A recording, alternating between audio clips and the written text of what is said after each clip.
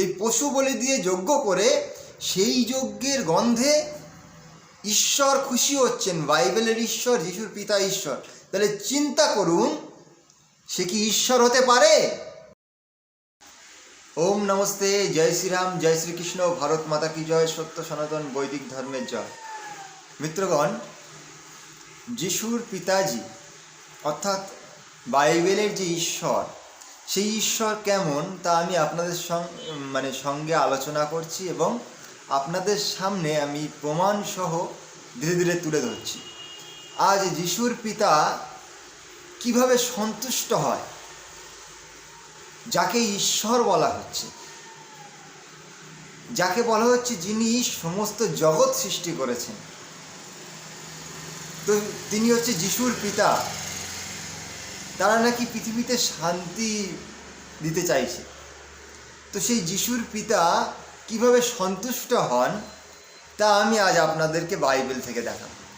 আপনারা অনুগ্রহ করে দেখুন প্রমাণটি, তাহলে বুঝতে পারবেন যে যিশুর পিতা যে ঈশ্বর সে কেমন।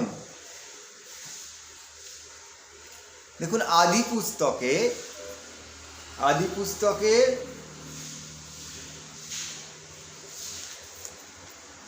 8 নম্বর অধ্যায়ে নোহের সহিত কৃত ঈশ্বরের নিয়ম দেখুন। তো এখানে দেখুন কি লিখছে, পরে নোহ নামক একজন পয়গম্বর ছিলেন। তো নোহ সদাপ্রভুর উদ্দেশ্যে যজ্ঞবেদী নির্মাণ করিলেন।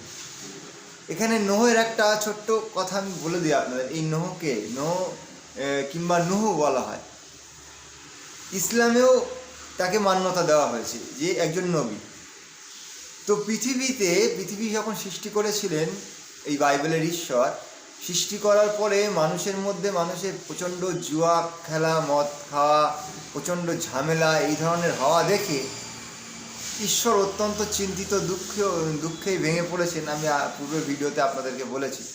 তো এই জন্যে তিনি নুহকে বললেন যে তুমি একটি বড় জাহাজ তৈরি করো। জাহাজের একটা পরিমাপ বলে দিলেন। এবার বললেন যে আমি একটা দিন বলে দিলেন, এই দিনে আমি পুরো সব কিছু ডুবিয়ে দেবো, জলে ভাসিয়ে দেবো, প্লাবন করবো আর কি, মানে বন্যার মাধ্যমে আমি সমস্ত পৃথিবীকে ডুবিয়ে দেবো জলে। আর যখন আমি জলে ডুবিয়ে দেব তখন তুমি এই জাহাজে করে ভেসে থাকবে। আর এই জাহাজে কাদেরকে তুলবে? প্রত্যেক প্রাণীর জোর একজন স্বামী একজন স্ত্রী। তো প্রত্যেক প্রাণীর থেকে বেছে বেছে একজন করে স্বামী স্ত্রীকে তুলতে হবে। আর নুহ এবং নুহের সন্ততিরা যারা রয়েছে তাদেরকে নিয়ে নুহ ওই জাহাজে উঠে গেলেন। আর উঠে যাওয়ার পরেই এবার প্লাবন এলো। আসার পরে সমস্ত পৃথিবী ডুবে গেল আর পৃথিবীর সমস্ত মানুষ মারা গেল। কেবলমাত্র নুহ এবং তার পরিবার আর বিভিন্ন প্রাণীর এক জোড় করে থেকে গেল। এবার এইভাবে বেশ কিছুদিন ওই জাহাজে করে ওই জলের ওপর দিয়ে ভাসতে থাকলো। আর সবাই কিন্তু মারা গেছে পৃথিবীতে। কত বড় গল্প দেখুন বাইবেলের মধ্যে। যাই হোক, এইবার সারা পৃথিবীর মানুষ যখন মারা গেছে তারা নৌকায় করে ঘুরে বেড়াচ্ছে। আর তাতে খাওয়ার দাওয়ারও নিয়েছিল। তো খেতে খেতে মোটামুটি খাওয়ারও শেষের পথে চলে এসছে। তারপরে তাদের যে একটা পায়রা ছিল সেই পায়রাকে উড়িয়ে দিল। পায়রাকে উড়িয়ে দিল কেন? দেখার জন্যে যে জল শুকিয়েছে কিনা। তো পায়রা যখন উড়ে গিয়ে পায়রাটা আর ফিরে এলো না, তখন নুহ একেবারে নিশ্চিত হলো যে হ্যাঁ, কোথাও না কোথাও ডাঙা আছে যেখানে পায়রা গিয়ে বসে গেছে। তখন সেই উদ্দেশ্যে নুহ তার নৌকাকে নিয়ে সেদিকে গেল এবং একটি ডাঙা পেল।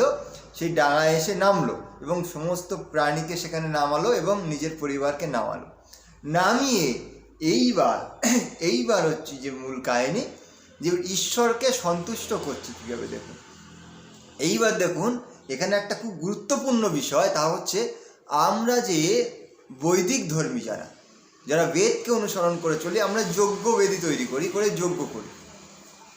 তো আমরা যে যজ্ঞ করি সেই যজ্ঞ হচ্ছে অহিংসা যজ্ঞ। কোনো হিংসা করি না। কিন্তু বর্তমানে সমাজে এইভাবে প্রচলন হয়ে রয়েছে যে যারা বৈদিকরা যজ্ঞ করতো আগেকার দিনে, তারা পশু বলি দিয়ে যজ্ঞ করতো।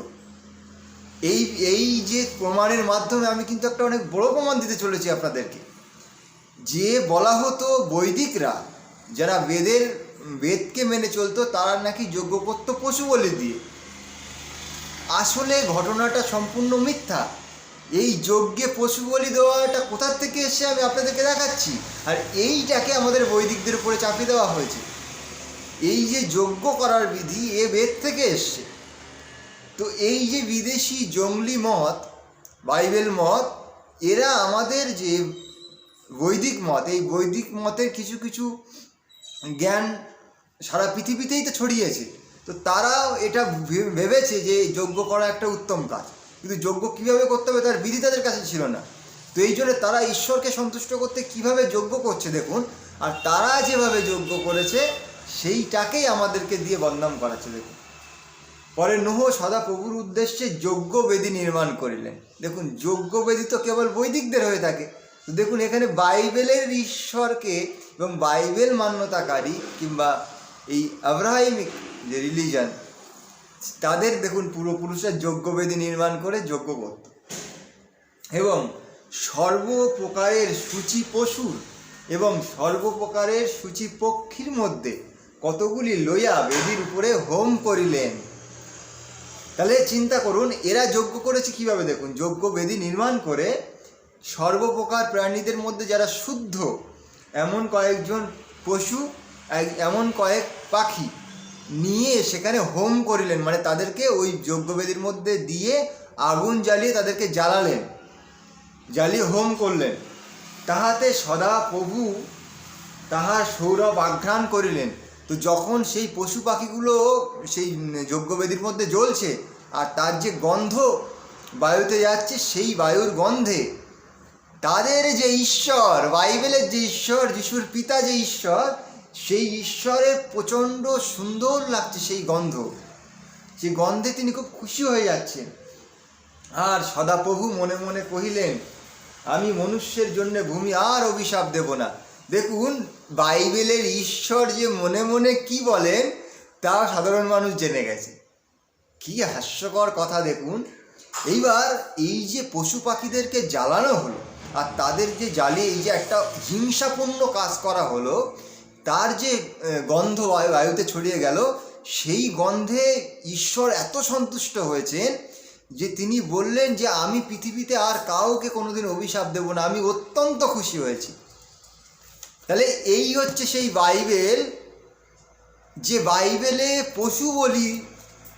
পশু পাখিকে যজ্ঞবেদীতে দিয়ে হোম করে আগুন দিয়ে জ্বালিয়ে তাদেরকে ঈশ্বরকে খুশি করা হচ্ছে।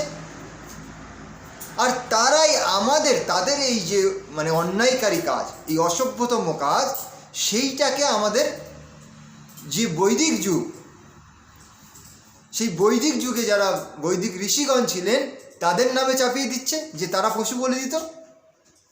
আজ এই প্রমাণের মাধ্যমে আপনারা অবশ্যই নিশ্চিত হয়ে যান যে এই যে পশু বলি প্রথা, পশু বলি দিয়ে যজ্ঞ করা, এ বাইবেলের মত, এ বৈদিক মত নয়। বেদে এমন কোনো মন্ত্র নেই যেখানে পশু বলি দেওয়া হয়, পশু বলি দিয়ে যজ্ঞ করা হয়। এই জন্যে অবশ্যই এটাকে জানা প্রয়োজন প্রত্যেক হিন্দুদের। এই পশু বলি দিয়ে যজ্ঞ করে সেই যজ্ঞের গন্ধে ঈশ্বর খুশি হচ্ছেন, বাইবেলের ঈশ্বর, যিশুর পিতা ঈশ্বর। তাহলে চিন্তা করুন, সে কি ঈশ্বর হতে পারে? সে কি ঈশ্বর হবার যোগ্যতা রাখে? এই হিংসা পরায়ণ যে, সে তো একজন ব্যক্তিও হতে পারে না, সে তো পশুর সমান। শাস্ত্রে বলা হলো, আমাদের শাস্ত্রে বলা হলো, ধর্ম না হি না পশু বিষমানাহা, মানে যার মধ্যে ধর্মের অভাব রয়েছে সে পশুর সমান। তো এদের ঈশ্বর তো পশুর থেকেও নিকৃষ্টতম। তা না হলে কি এমন কাজ করতে পারেন? তো একেই তারা ঈশ্বর বলছে। তো এই জন্য আমি প্রত্যেক মানুষের কাছে, প্রত্যেক ভারতীয়র কাছে, প্রত্যেক হিন্দুর কাছে আমি হাত জোর করে অনুরোধ করব যে বাইবেলকে জানুন, বাইবেলকে না জানলে এই বাইবেলওয়ালারা এসে আমাদের প্রত্যেক হিন্দুদেরকে মূর্খ বানিয়ে চলে যাবে। এই জন্যে সাবধান হন। ধন্যবাদ, সকলে ভালো থাকবেন, সুস্থ থাকবেন।